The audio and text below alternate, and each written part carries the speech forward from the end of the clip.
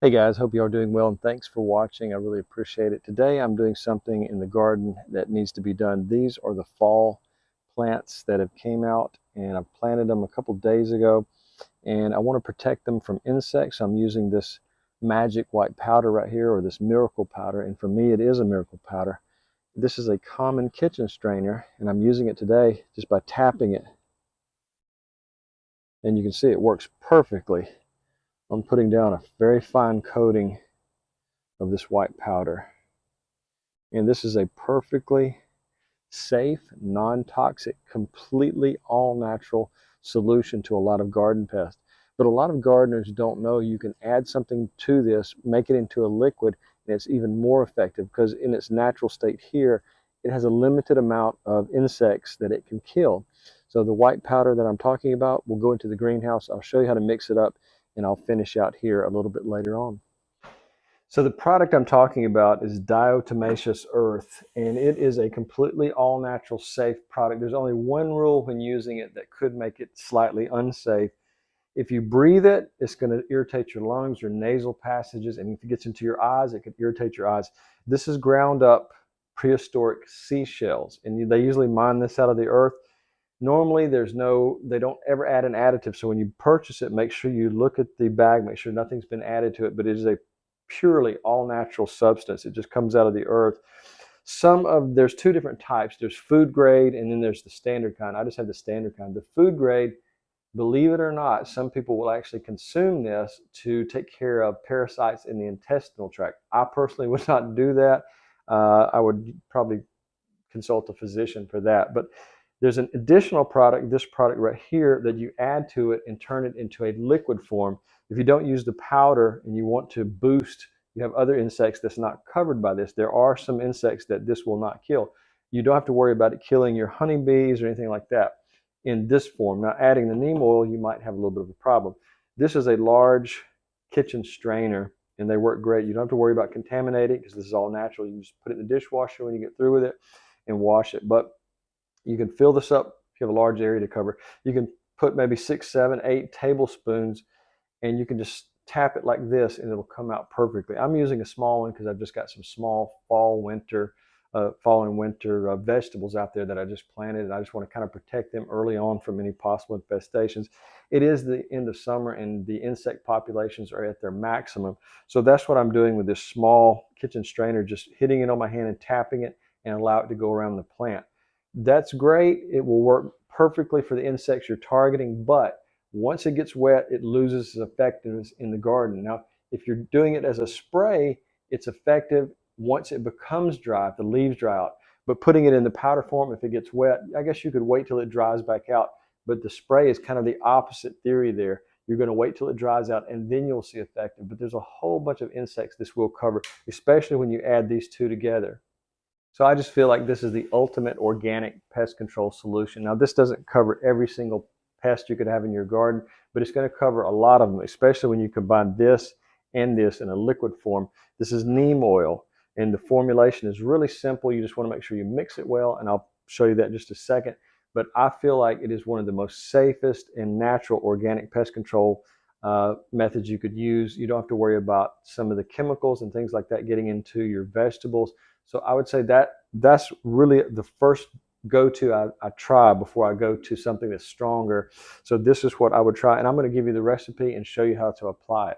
One of the side effects, and this isn't really a major side effects, is it's like chalk from the chalkboard or baby powder. It can dry your skin out if you get it on there for a while. If you put it on, it can dry the oils out in your hands. So what I would say is, if that's the case, use a pair of gloves when you're handling it and when you're applying it. But it's not anything harmful. Some just regular hand lotion would solve that problem. But if it's an issue with you with really dry hands, I'd say just put on some gloves and go from there. But that's your best bet to avoid the dryness in your skin that might occur after handling the product.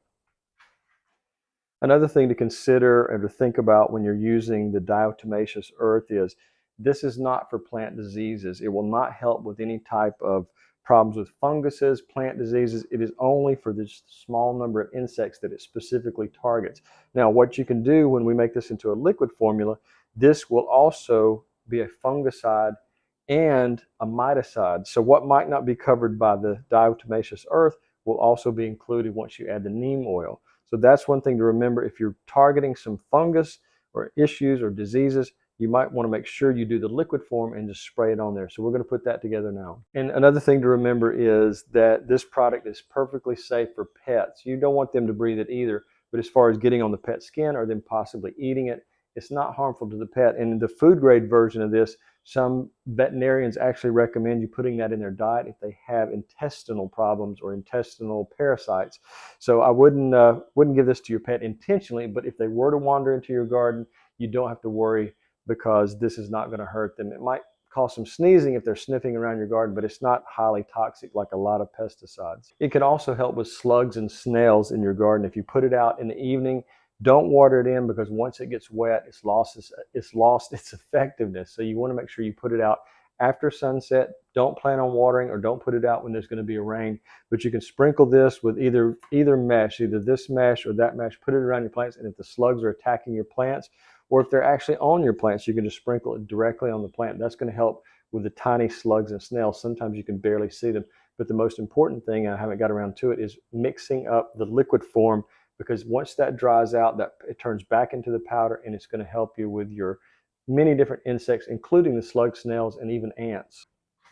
And before we start mixing our liquid form of this, I want to mention a few other insects: flies, fleas, maggots in your compost pile. If you have them in there, sprinkle some of this in there, and that will help with those.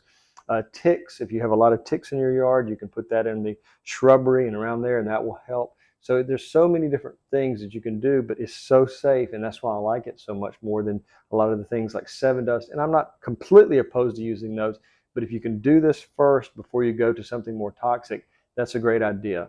Okay, guys, so mixture is for 1 gallon. I want to mix it thoroughly. So I'm going to do 2 tablespoons of the diatomaceous earth, heaping tablespoons, because it's very safe. I want to put a little bit of water in here before they do that, because this water is room temperature. It is not cold. It's very difficult to mix a powder with a cold liquid. So that's room temperature. I'm going to put the first tablespoon in. I'm going to put another tablespoon. Then I'm going to use 2 tablespoons of the neem oil. Now there's some things to know about neem oil. Not all neem oils are the same. You want to purchase one that is 100% neem oil. This one is 100% cold pressed filtered neem oil. So neem oil is very well known. It's from the neem tree. It's very well known as a insecticide. So combining these two, you're getting the benefits of the diatomaceous earth and the neem oil. So I'm going to top this almost to the top, and I'm just going to give it a light blend, and then we'll add it back to the water in our pitcher container. Sorry, I'm going to edit this out, so hopefully it won't blast you out.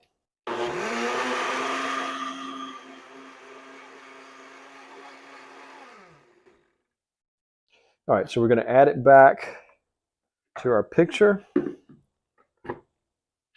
Not to make a giant mess. Then we're going to add in the remainder of our water. We're going to top this to 1 gallon, so we have the right mixture to a full gallon. And then I'm going to add it to the pressurized sprayer, and I'll put a link to that. This pressurized sprayer, I use it all the time. It is great. You can spray under leaves, on top of leaves, and it's lasted me for 3 or 4 years, and I've used it quite a bit. So I'm going to carefully add this, top this off with our mixture. We're going to go out to the garden, and I've got some peppers that are being attacked by a variety of different insects. So I think this is going to solve the problem. And then I'll go back to telling you a few more things about the the mixture, and we'll just do that right now. So these are some common bell peppers that I have planted in the garden, and I'm wanting to overwinter these in the greenhouse and put them back out into the garden in the springtime. And I noticed there were some insects crawling on them, so I just want to make sure that they're protected before the cold weather sets in, so I can dig them up, put them in some containers. And like I said earlier, I'm hoping you can see this, but you can go from underneath and spray like that, and you can coat the undersides of the leaves. So this is really a great sprayer. I really like it. When I really like something, I really like it. but we're just going to continue spraying this so we can protect it from the insects that might be attacking it. I'm going to spray at the base of the plant as well and just give it a good overall treatment there. I'm sorry, the cicadas are absolutely loud this year. They're right in this area. So we're just going to continue spraying and covering. We'll go on to the next two, but I won't show that. I'm just giving you a basic demonstration of how I apply this in this specific way. It's peppers. Perfectly safe to eat these peppers. You can just rinse them off. There could be a light coating of white powder, so that's perfectly all right, but I just want to make sure they're protected so I can bring these into the greenhouse. So these sweet potatoes I've been growing all summer. I actually had one left over from the grocery store, and I just cut some eyes off and threw it in the garden. I think it's a purple sweet potato, and it's from Okinawa, and so it's an interesting variety, but I noticed it's starting to have some insect damage, so I want to try this first and just cover it lightly, and hopefully we can stop whatever's attacking it. I haven't caught any insects on here or looked that closely, but I just want to kind of do an overall spray and just kind of head things off before it gets worse. So you can use this on tomatoes, you can use it on a variety of cucumbers, anything that's being attacked in your garden. You could also use it on flowers and shrubs. This formula is perfectly safe and it won't hurt it. So that's what I'm using right now. If I have to, I could upgrade to a stronger product, like maybe an insecticidal soap, and then in the last ditch effort might be an actual insecticide that's safe, specifically labeled for the garden.